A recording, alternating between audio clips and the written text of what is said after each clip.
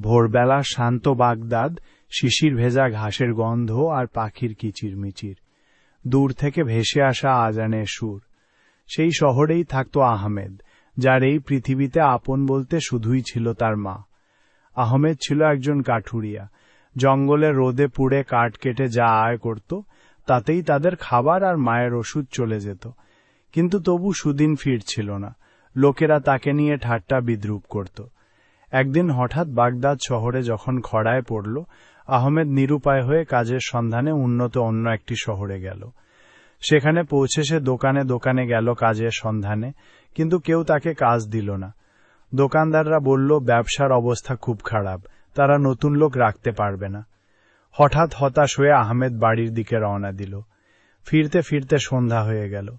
বনের মধ্যে পথ হারিয়ে সে দিগ্ভ্রান্ত হয়ে পড়ল। চারপাশে বন্য পশুর ডাক, শিয়ালের হুক্কা হুয়া, ভয়ে তার প্রাণ শুকিয়ে গেল।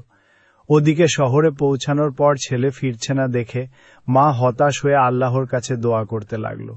কাঁদতে কাঁদতে বলতে লাগল, হে আল্লাহ, তুমি আমার ছেলেকে সঠিক পথ দেখাও, সে যেন সফল হয়ে ফেরে, কোনো একটা কাজ পায়, আমাদের সুদিন ফিরে আসে।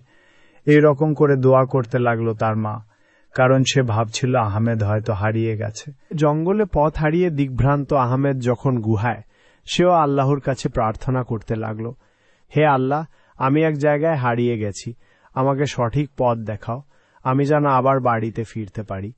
কাঁদতে কাঁদতে প্রার্থনা করতে করতে সেও ঘুমিয়ে পড়ল। সকালে ঘুম থেকে উঠে সে আবার পথ খুঁজতে লাগল। বনের মাঝে হঠাৎ একটা স্তূপের মতো দেখতে পেল।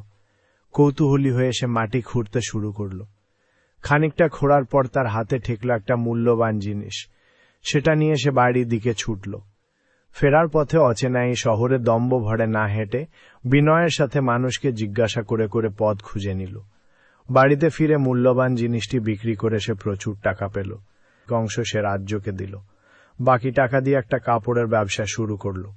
ব্যবসার প্রথমে দিনগুলো খারাপ যাচ্ছিল, খদ্দের বিশেষ ছিল না, কিন্তু আহমেদ হাল ছাড়ল না, ধৈর্য ধরে অপেক্ষা করল, আল্লাহর ওপর ভরসা রাখল। আস্তে আস্তে তাদের দিন ভালো হতে আরম্ভ হল। ব্যবসায় জাঁকিয়ে বসল। মা আর ছেলে সুখে শান্তিতে কাটাতে লাগলো।